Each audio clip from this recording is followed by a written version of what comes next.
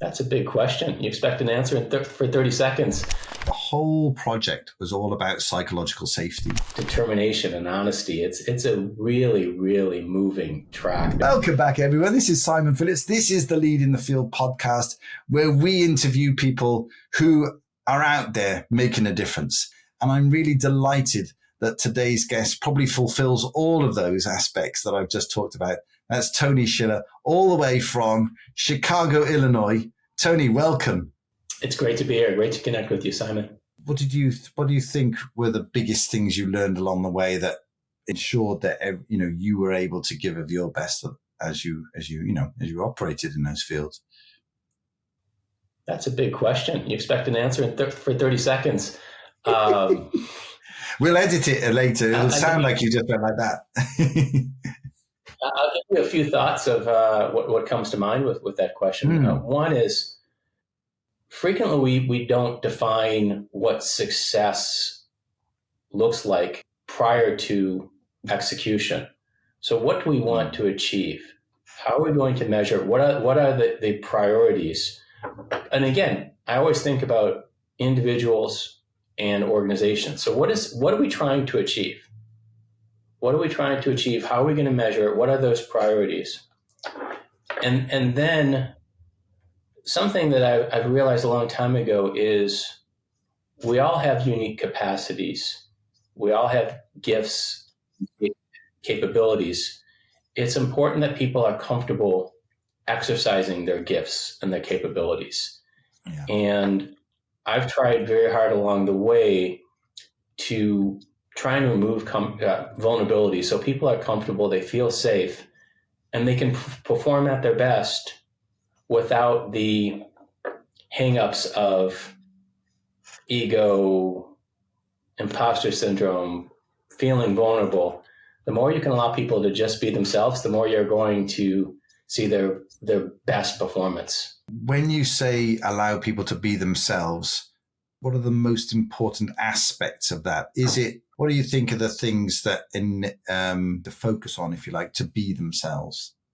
Well, essentially what I've done my entire career is I've been a part of organizations that are solution providers, idea creators. How do we take this idea and bring it to life? And, to my example earlier, how do we help Taco Bell sell more tacos? How do we help United Airlines sell more airline tickets? How do we help PNC Bank people feel better about them as a bank than their competition? And I've encouraged people that no one has ownership on the best ideas. Just because someone's been doing this for 20 or 30 years, just because someone has more gray in their hair, that doesn't mean that they have the best ideas or the best ideas in the moment.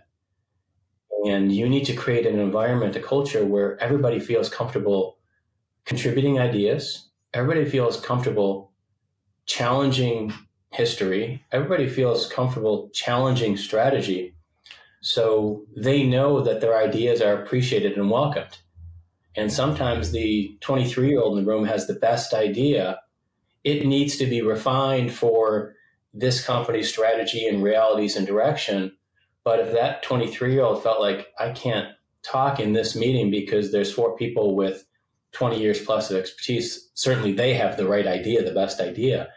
So creating that environment where everybody knows that they're part of the process and they can contribute.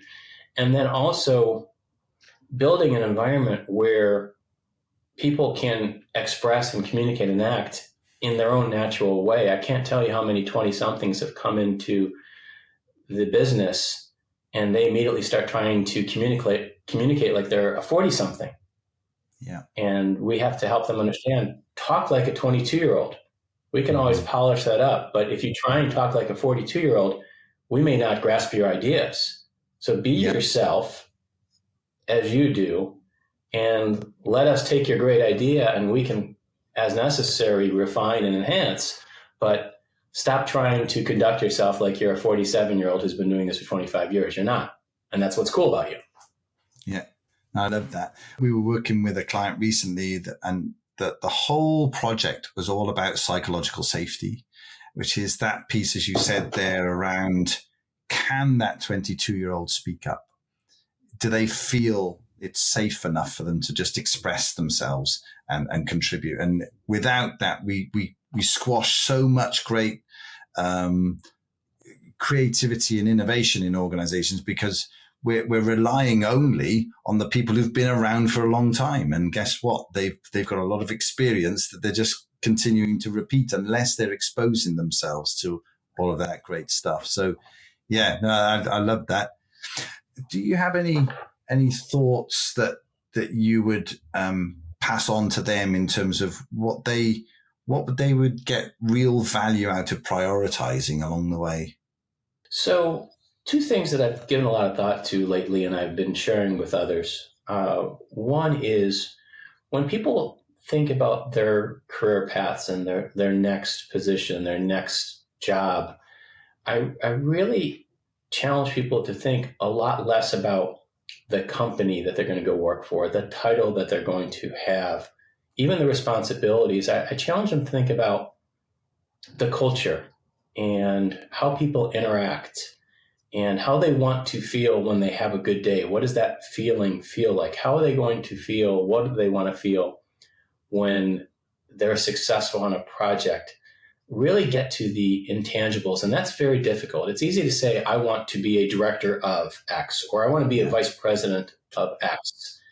I want to make this much in salary and then that much. All of that will take care of themselves. But how do you want to feel? How do you want to interact as a teammate? How do you want that organization to impact your life? Is it a big company, a small company, a public company, a private company? All of those intangible questions. And then the other question, and it's related to all of this that I'm asking people a lot lately is, where are you getting joy? Where is joy coming from in your life? Do you get joy professionally? Do you get joy when you're succeeding? Do you get joy when you're interacting with your team, with your boss, your subordinates? Where is joy in your life? Because if you don't have joy in the equation is flawed. But nobody gets off the Leading the Field podcast without sharing a track that really inspires them or has helped them along their way. And we add that to the playlist. So what would you like to contribute, Tony? So one of my favorite tracks of all time, because it's passionate, it's emotional, it's reaching out for connection. It's even more important to me now as the artist passed away recently, which is the song or the track is Troy and the artist is Sinead O'Connor. And what is it about that track more than any other, if you like, that really gets to you? There's so much passion and self-awareness and determination and honesty. It's a really, really moving track. There's so much to it. I've probably listened to it hundreds of times in my life and gotten different things in different moments.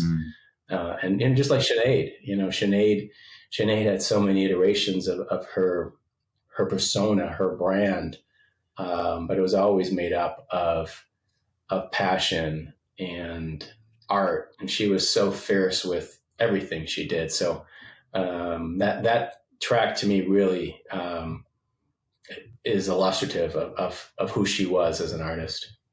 Yeah.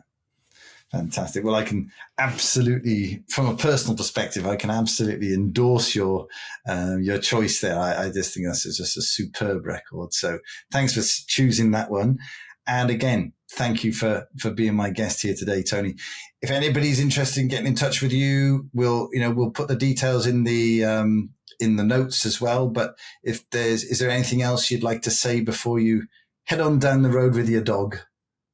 I enjoyed it, Simon. And to your point, certainly anyone that wants to reach out to have a conversation, if I can be a resource in any way, that's what I'm here for. So appreciate the conversation and look forward to hearing from people. Thank you, Tony. You've been listening to Leading the Field here with Simon Phillips and my special guest, Tony Schiller. I hope you found that inspiring and insightful, and we'll see you right back here again next time. Take care.